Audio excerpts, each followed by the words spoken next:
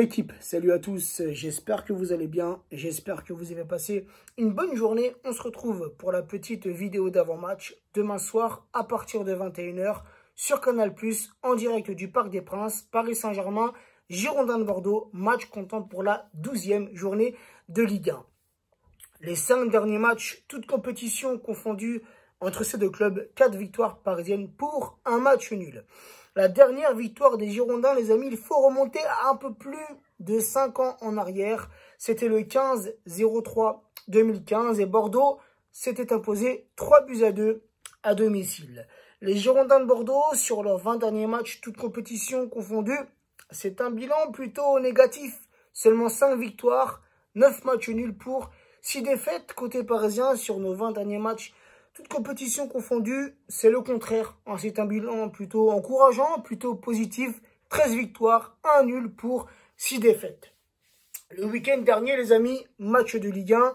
Bordeaux s'est déplacé à Rennes, victoire bordelaise à l'extérieur, victoire courte, 0-1. Le Paris Saint-Germain s'était déplacé sur la pelouse du stade Louis II, victoire monégasque, 3-2. Mais cette semaine, les amis, s'est joué un match très important, un match, on peut le dire, un capital pour nos Parisiens, un match de Ligue des Champions. Mardi soir, le Paris Saint-Germain recevait le RB Leipzig, un match qui comptait pour la 4e journée de Ligue des Champions. Si on perdait, les amis, on pouvait dire adieu à la qualif en 8e de finale.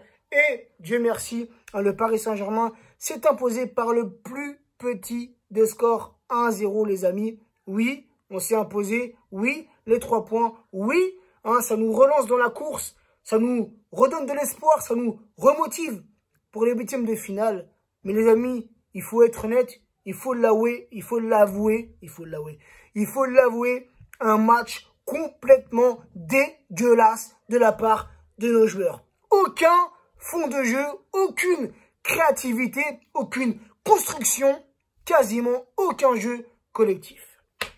Bref, un petit récapitulatif sur le classement de la Ligue 1, les amis. À la première place est toujours leader du championnat, le Paris Saint-Germain, avec 24 points, 8 victoires, 3 défaites, 28 buts marqués pour 6 buts encaissés. Les Bordelais qui pointent à la 12e place avec seulement 15 points, 4 victoires, 3 nuls, 4 défaites, 10 buts marqués pour 11 buts encaissés. Sur les 48 dernière rencontre en Ligue 1, les amis. Entre ces deux clubs, on compte 18 victoires pour le Paris Saint-Germain, 17 victoires pour les Bordelais, pour 13 matchs nuls entre ces deux clubs.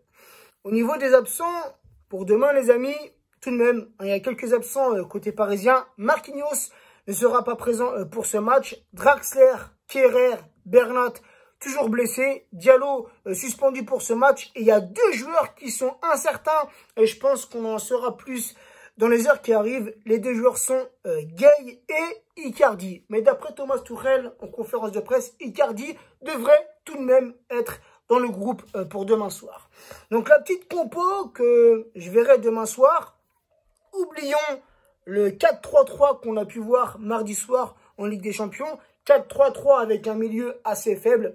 Il a fallu qu'on attende les dernières minutes de la rencontre pour que Verratti rentre et pour que Verratti apporte un peu plus de jeu, apporte un peu plus de solidité au milieu de terrain. Ça, les gars, je n'ai pas compris. Pourquoi tu attends autant de temps avant d'effectuer tes changements? Tu te plains en conférence de presse que tes joueurs sont morts, que tes joueurs n'en peuvent plus parce qu'il y a trop de matchs qui s'enchaînent. Je suis d'accord, c'est une vérité. Trop de matchs s'enchaînent entre la Ligue 1, la Ligue des Champions et les matchs avec les sélections respectives. Mais pourquoi tu attends la 88e, la 89e, la 90e pour nous faire entrer des joueurs comme Verratti, des joueurs comme Keane, qui ont apporté quelque chose de plus? Ces 2 joueurs-là, tu aurais dû les faire entrer avant. Des joueurs frais. Et quand ils sont rentrés, tu as vu de l'amélioration dans le jeu parisien. Mais pourquoi attendre autant de temps avant d'effectuer les changements? Ça, les gars, je n'arrive toujours pas à comprendre. Bref, la petite compo que je verrai pour demain, les amis. Le 4-4-2 avec Navas dans les cages parisiennes. Je verrai, j'en perds mes phrases, j'en perds ce que je voulais dire quand je repense au match de mardi soir, les amis. Un match de merde. Bref, le 4-4-2, Navas dans les cages parisiennes, Florenzi, latéral droit, Kurzawa, latéral gauche, la charnière centrale, en l'absence de Kerrer qui est blessé, en l'absence de Marquinhos qui ne sera pas apte pour ce match, en l'absence de Diallo qui est suspendu, bah une charnière les amis, j'associerai Kipembe à Danilo. Au milieu, les deux milieux récupérateurs, je mettrai Verratti associé à Paredes, Neymar, milieu gauche, Di Maria, milieu droit. Et offensivement les amis, j'associerai Kean à Kylian Mbappé. Mon petit prono les amis pour demain soir. Bordeaux, comment dire, a un peu de mal en ce début de saison. Bordeaux qui enchaîne les matchs en dents de scie. On l'a vu, 4 victoires, 3 nuls, 4 défaites. Donc voilà, je pense que les Bordelais ne sont pas très bien en ce début de saison. Certes, la victoire contre Rennes, une victoire courte, pardon, leur a fait du bien.